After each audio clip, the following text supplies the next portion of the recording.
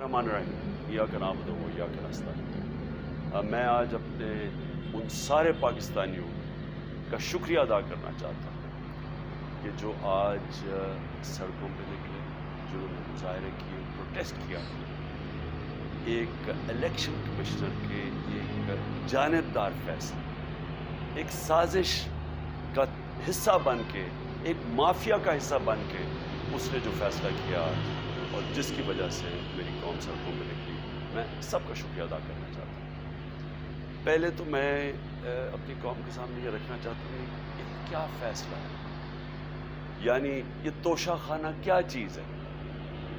तोशा खाना वो है कि जब मुल्क का प्राइम मिनिस्टर, उसके वज़ीर, उसके आर्मी चीफ, इनको जब प्रेजेंट्स मिलते हैं, जब वो इक़्तिदार में होते हैं, तो जब उनको तोहफे मिलते हैं, तो ये जो सारे तोहफे हैं ये जाते हैं तोशा खाना के अंदर। एक पूरा रिकॉर्ड उधर कायम किया जाता है। उस तोशा खाना से एक कानून के तहत आप फैसला कर सकते हैं कि मैं एक आधी कीमत, हमारे दौर में आधी कीमत हम दे के हम वो ख़रीद सकते हैं वहाँ से।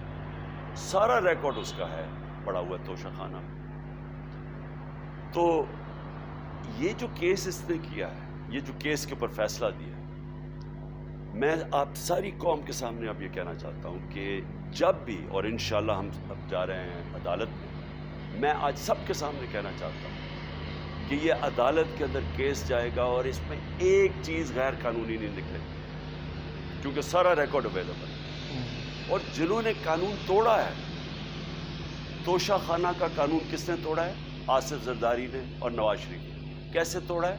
उन्होंने 4 महंगी महंगी गाड़ियाँ इस तोशा खाना से निकाली। कानून ये कहता है कि आप गाड़ियाँ नहीं निकाल सकते, मुझे भी मिली थी।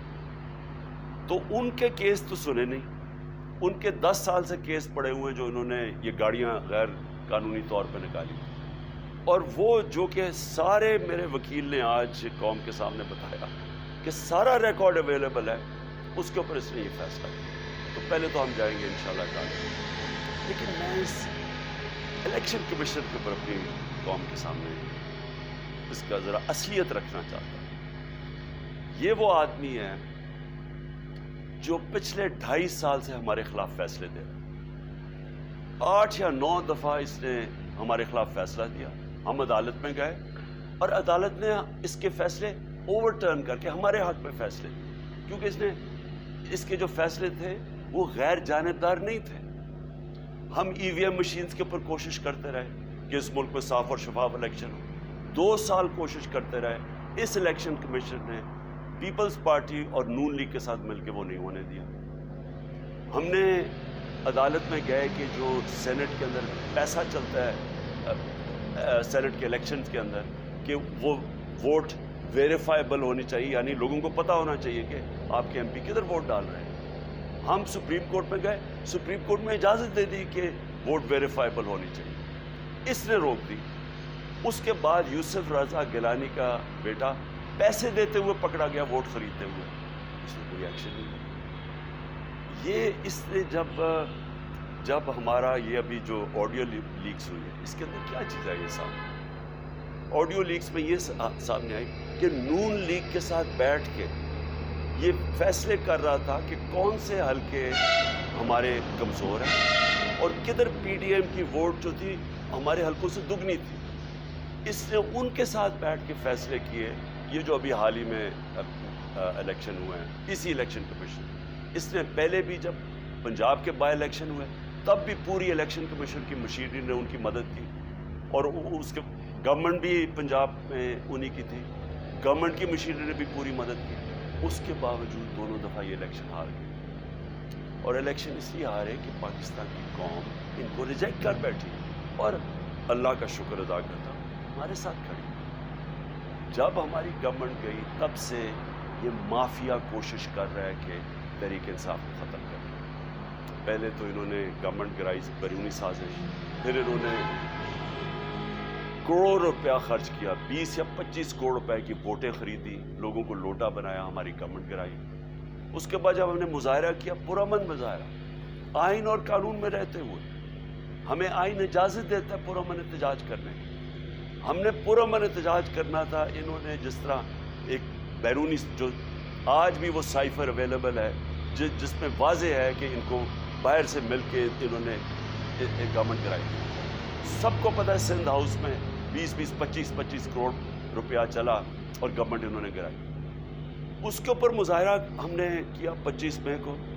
انہوں نے جس طرح کا ظلم و تشدد کیا ہمارے اوپر پاکستان کی تاریخ میں ایسے کبھی نہیں ہوا.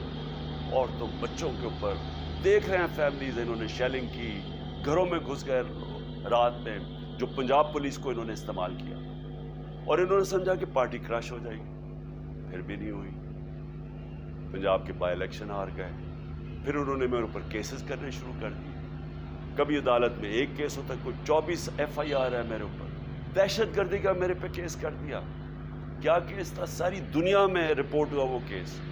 کیس کیا ہے کہ عمران خان کہہ رہا ہے کہ ریمانڈ پہ بھیجنے کے لیے ایک جس کے اوپر تشدد ہوا ہے, کسٹوڈیل ٹارچر ہوئی ہے شہباز گل کو, کہ ہم قانونی کارروائی کریں گے, اس کے اوپر دہشت گردی کا کیس ہے. تو پوری کوشش کرتے رہے نہ کسی طرح اس کو, کیونکہ میچ میں تو آپ کھیل نہیں سکتے تھے, تو عمران خان کو میچ سے نکال دو پائے. یہ شروع سے ان کی کوشش تھی.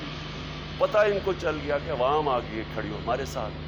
بڑے میں جلسے ہوئے ہیں, کبھی اتنے بڑے جلسے ہوئے ہی نہیں پاکستان.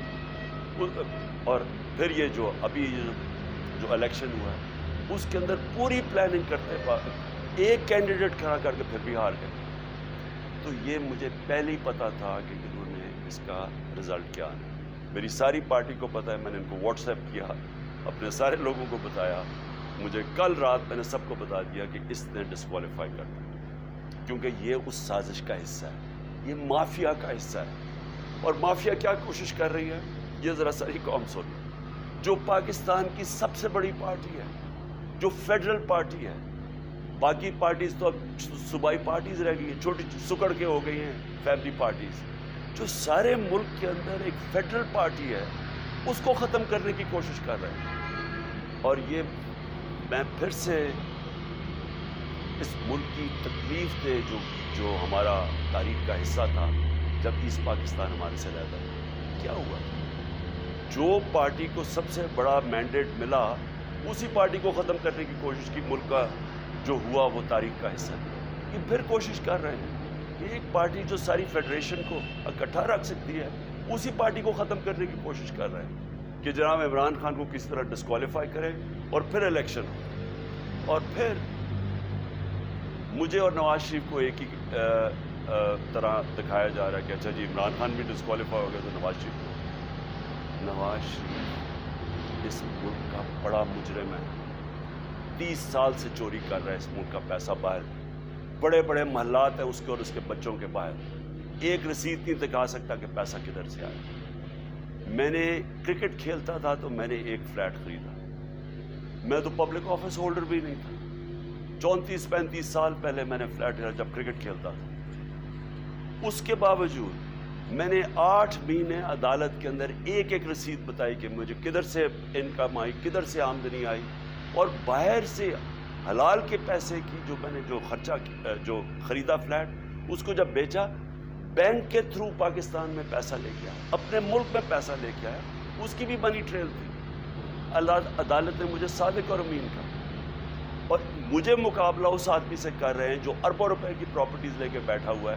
کبھی کوئی جھوٹ بولتا ہے کہ جی مجھے قطری کھاد کے جی قطری نے پیسے دے دیے, کبھی وہ کہتا ہے یہ ہیں وہ ذرائع وہ فیل ہو جاتے ہیں. وہ بیٹی کہتی ہے میرے لندن تو چھوڑو پاکستان میں کوئی پراپرٹی نہیں, اور پھر پراپرٹی نکلا. یعنی جو بتا ہی نہیں